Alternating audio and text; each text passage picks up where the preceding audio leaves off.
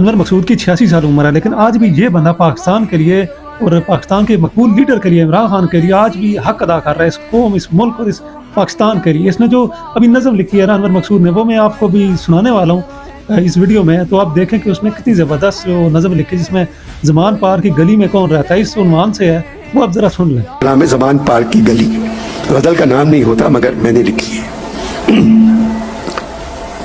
یعنی پولیس حیران اس گلی میں ہے، ایک گھمسان اس گلی میں ہے، کیا خبر ان محل نشینوں کو، قوم کی آن اس گلی میں ہے،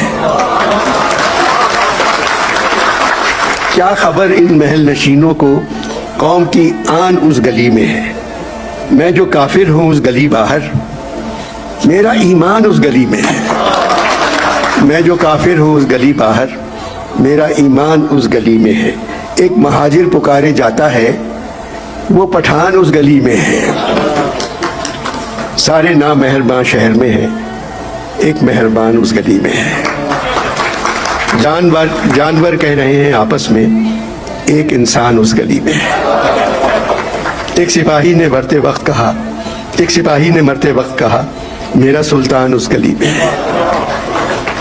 جان جائے تو جائے غم کیسا، میری تو جان اس گلی میں ہے، اور ایک بار مجھ کو جانے دو، میرا عمران اس گلی میں ہے۔